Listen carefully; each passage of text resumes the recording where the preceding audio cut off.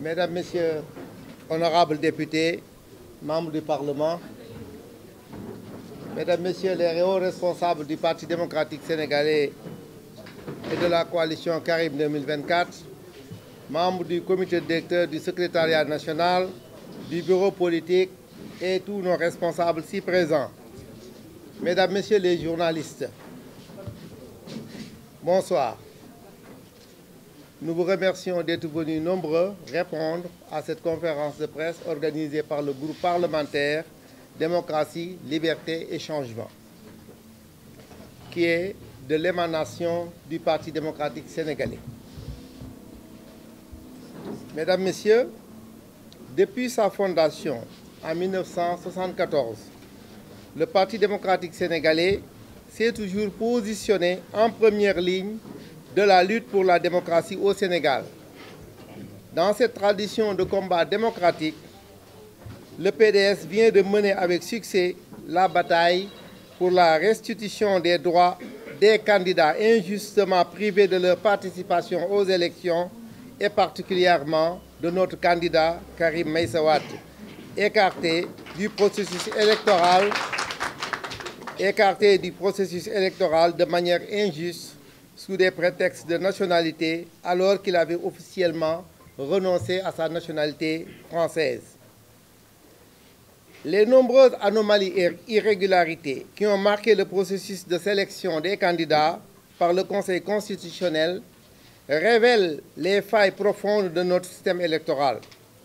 Des centaines de milliers de Sénégalais, détenteurs de cartes d'électeurs absents du fichier électoral, un contrôle des parrainages exécuté sans rigueur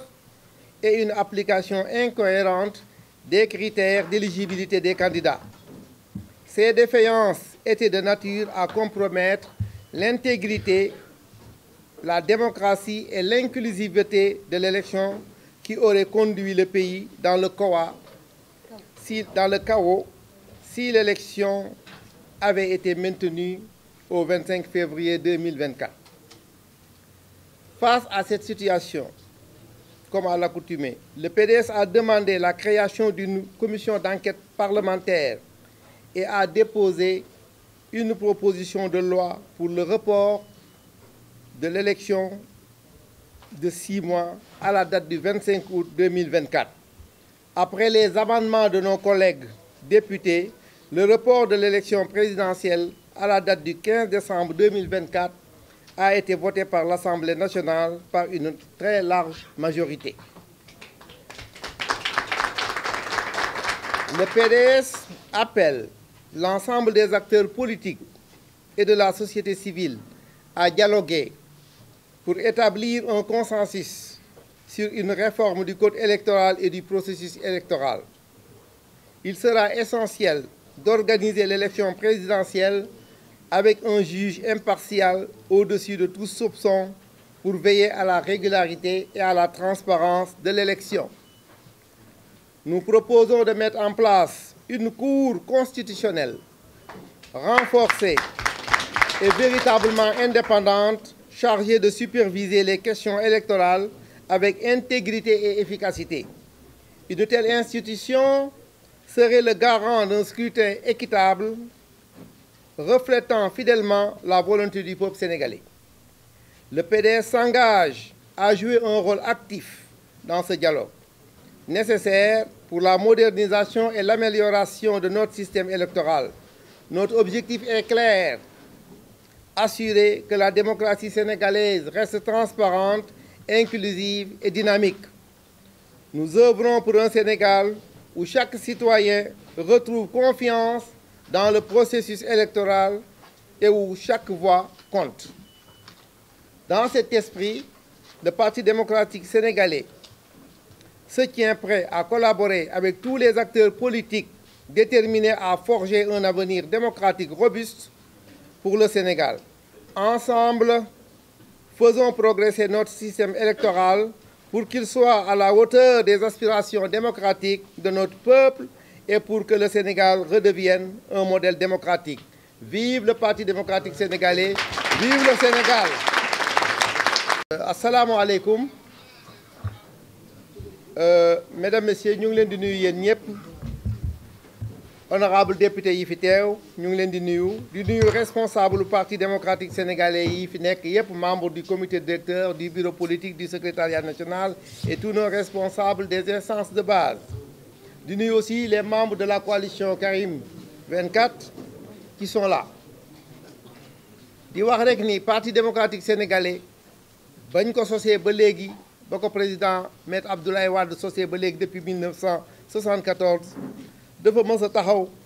di xeex pour démocratie Sénégal ci cosaanam boobu ak melokaanam boobu tradition boobu nga xam ni si mooy tradition xeex ñëpp xam ko ci loolu moo tax PDS bi nga xamee ni si fan yii ñu passé am nañu problème ci sunu candidature frère Karim Meïssa Wade mu xeex lii mu xeex fan yi yëpp pour ñu restituer ko pour ñu delloo ko ay àqam ak yelleef moo tax ñu xeex lii ñu xeex yi yëpp fan yi pour que sunu frère écarté bi ñu ko écarté woon ci système ci élection yi mën a deñ parti bu nga xam ne si 26 ans d'opposition def nga ko mosoo manqué élection présidentielle ñu ñëw depuis 2012 2019 ñu xañ ñu ko 2024 ñu nar ñu koo xañ ci loo xam ne si dañoo jàpp ni du lu wér du lu jub moo tax parti bi xeex na mu tàmmee woon xeex mu duggaat ci xeex légal ba ñu am li ñu am dañoo jàpp ni anomalie yi ak rëq-rëq yu bari yi nga xam ne si gis nañ ko ci processus électoral bi ci yoon wii ñu tegu wuti élection maanaam candidat ci tànninu candidat yi ci conseil constitutionnel ak rëq-rëq yi nga xam ne si am na wone na ni sunu système électoral am na ay problème ci ni ñuy contrôler parrainage yi am na ay problème aussi ci ni nga xam ne si dañ ciy tànne sunuy candidat défaillance yooyu yëpp ak rëq-rëq yooyu yëpp dafa nekk loo xam ne si bu ñu ko bàyyee mu dem dana indi coow loo xam ne si dana nërmeel sunu démocratie ndax coow li door na avant élection yi da doon continuer ci biir élection yi te bu ñu élection woon ba pare itam coow bu rëy a rëy lay jub looloo tax parti démocratique taxaw looloo tax ñu jëkkoon a taxaw demander une résolution assemblée nationale député yëpp voté ko muy pour ñu def une commission d'enquête boobu installé nañ ko mi ngi ci liggéeyam ndax dañoo jàpp ni li xew lu jara lëñtu la lu xew lu jara gëstu la ndax jàpp nañ ni conseil constitutionnel am na lu fa xew te loolu war nañ koo xam ndax jàpp nañ ni ñu koo xam ni si teg nga sa candidature indi say dossier ñëpp xool ko mu wóor leen ni fii heure bii ñuy àttee kayit gi wane ni Karim sénégalais dong la mi ngi nii ñu teg ko seeni loxo ñu gëm ci seeni bët ni du sénégalais dindi ko ci loolu jàpp nañ ni am na lu fa xew mooy la ma waxoon loolu fa xew nag lu mu mën a doon du lu jub te looloo indi coow li lépp loolu moo tax commission d'enquête bi ñëw ginnaaw bañ ca jógee xam ngeen ni groupe parlementaire bi déposé na proposition de loi pour que élection yii ñu dàq ko ba le 25 août loolu nag dañ koo teg ndaxte mënuñu déclencher commission d'enquête di lëñtu affaire bi tey mënuñu nangu itam sax élection di fi am sans notre candidat Karim Meïssa Wade loolu moo taxoon képp ku nga xam ne si askanoo nga ci parti démocratique sénégalais ak ñëpp ñi nga xam ni si bokk nañu ak ñun ci candidats politiques yi ci 49 yooyu ñu àndoon ci ñun ñu bokk di laaj ni élection yi nañ ko reporter ba nga xam ni si conditions yi dana réunir pour ñëpp ñëw loolu nag bi ñu ko yóbboo assemblée nationale am na député yu ko amandé ba tey jii fii ñu ci tey assemblée nationale wote na pour que élection présidentielle bi ñu reporter ko au 25 décembre 2024 au 15 décembre 2024 incha allahu rabbi ñun nag ku xam parti démocratique sénégalais xam ni parti bu mës a d'accord ci ay waxtaan la parti bu mës a wuyu ay waxtaan bu ngeen di fàttali président Abdoulaye Wade ba muy wax ni danañu dem table ronde ak le président Abdou Diouf bu ñu fa demee on va discuter de tout avec un thé ginnaaw bi rek la ñuy wax ay dialogue mais moom moo jëkk a indi waxtaan woowu ak président Abdou Diouf booba on parlait de table ronde mu ni foofa bu ñu fa demee on discutera danañ fa waxtaanee lépp avec un grand thé kon ñun tàmm nañu dialogue tàmm nañ ko woote loolu moo daan nañ ko wuy ji ci opposition avant ñuy dem pouvoir fi ñuy demee pouvoir itam président jógul woon di woote ay dialogue yu fi mujj yi aussi dem nañ ci ba mu jur li mu jur tey kon boog ñu ngi woo askanu politique yu Sénégal yëpp acteurs politiques yi ñuy def politique yëpp ak société civile bi nga xam ne si itam kenn mënta def dara bàyyi leen société civile bi aussi nañu war dajaloo waaj ndax ñoom itam